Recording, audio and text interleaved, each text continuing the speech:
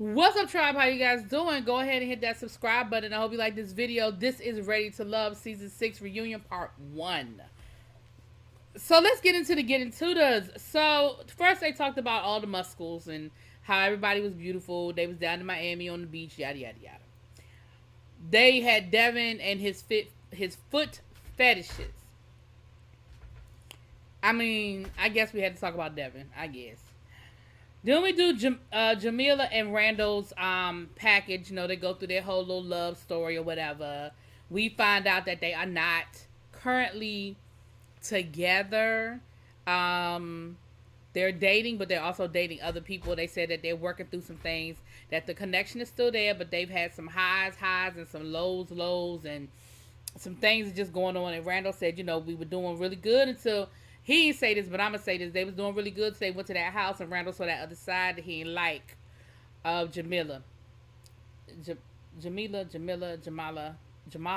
Is that the girl name? Anyway. But when Tommy said, are y'all seeing other people? She said, that's what I hear. Girl, how you don't know? What you mean that's what you hear? Who told you? Like, y'all didn't come to that conclusion together? Because if y'all were exclusive and y'all not exclusive anymore, but you didn't know that y'all weren't exclusive anymore, then that sound like Randall ain't exclusive, but you thought you were. That's a problem. That's some communication issues, but okay, girl. Then they were talking about Sharice being shady. They bring up Dominica. First of all, Dominica, whoever your hairdresser is, set you up. And I'm going to just leave it at that. I'm not dwelling no further. She set you up, girl. I think you're a really nice lady. I think you cool. But she set your ass up. And I'm going to move on. You know, Sharice, just own it. You know, just say I was being shady. Because they brought up the comment where she was like, is that her stage name? And Sharice going to try to say, well, I mean, I didn't necessarily mean, I didn't call her a stripper. I didn't mean a stripper. And child, everybody was side-eyeing you, Sharice. Everybody was side-eyeing you, Sharice. Everybody was like, a girl. Really though? You know what you meant. It was shady. Just say it was shady. You said that you apologized to her. You called her outside of the show and you absolutely apologized. You think she's a really nice woman or whatever. So just freaking apologize. Like, just let it go. Zoe interjects. First of all, Zoe, wasn't nobody talking to you. And I feel like what you did was rude and out of order. He started, you know, once again, that same thing he said on the show. You fake as F. You fake as F. You fake as F. Okay, the first time it was like, ooh, okay. But you literally said it like 5 or 6 more times. And let me be clear. I have a problem with the fact that Zoe felt comfortable enough to say it as aggressively as he said it and as many times as he said it. But I equally have a problem with the fact that Tommy, production, and the other men allowed it to continue to go on. You made your point, Zoe. You don't like Sharice, and you probably was waiting for the last however many weeks to get to the reunion so you could act an ass, because that's what you did the whole time you were there, was act an ass. And like I said, I have a problem with every male who was on that stage that allowed that man. And y'all know I don't even rock with Sharice like that, but I thought that was out of order, and it was out of order on every level, from production to Tommy to the men sitting there. Somebody should have checked Zoe. Now, maybe no, I ain't even going to get him the benefit of that, because I feel like if they had done it, they wouldn't have edited it out. And if they had done it, he wouldn't have kept saying it, because he kept doing it. And I have a problem with that. Then Dominica and Mike got into it because, oh no, that's later on, my bad. So then they do the Mike, Brandy, Kayla triangle. Love triangle, whatever. So Mike was saying how, you know, he had a connection with both of them, but his connection with Kayla sort of heated up later on. But ultimately his biggest connection was with Brandy. That's why he went that way. But then in the package, it, you know, even Brandy had to be like, well, shoot, from the package they just showed, it looked like y'all definitely had a real serious connection. So what happened was, while they were on stage, you know how they do for the reunion, they have some of the people backstage, while they have some people on stage, they like rotate people in and out. So backstage, what, I forget who said it, but somebody was saying backstage that basically they were like, they were joking, they were like, they were joking with Swayze, and they were like, Swayze, that's your fault, because Mike said at the house that it was that kiss. It was the fact that Kayla kissed Zoe was the reason why he went with Brandy over Kayla. Like seeing her kiss another man, he felt some kind of way about it. And so they were like, "That's your fault, Swayze, because you lost the bet. You lost the bet." Because remember, she kissed Zoe because Swayze and Zoe was bowling. So Zoe was like, "That's stupid. That ain't it. Whatever. That ain't what happened. That ain't what happened." And so him and Zoe got into it, and Swayze went from like 0 to 100. Now again, only thing I can think is that Swayze and Zoe maybe already not feeling each other or something, because I felt like he went off real quick. It seemed like he went, and he literally got up and was taking his jacket off, and he was ready to fight. He was like, "Nah, he got all that mouth. Let's go." He was like, "I don't play them kind of games. Let's go." And Zoe was sitting there real calm, like he wasn't doing nothing, he wasn't reacting, he wasn't moving. And then all of a sudden he was like, "Yo, I'm out." He gets up and he walks to the car. Production follows him out, and he lets production know, "Listen, I got to get ready to go out the country. I manage a $35 million portfolio, and this show don't pay me like that. Like, I don't need that. It don't pay me like that." Because they were trying to get him to stay, but child, he left. I said, "So you basically only came to be an ass.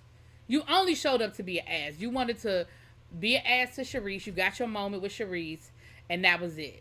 I don't know what his issue was, but Zoe's an asshole, and I was trying to give him the benefit. Well, was I really trying to give him the benefit of the doubt? I feel like I tried to give him the benefit of the doubt, but there ain't no benefit left. You an ass. Anyway, moving on. And I wish Swayze had like punched the shit out of you.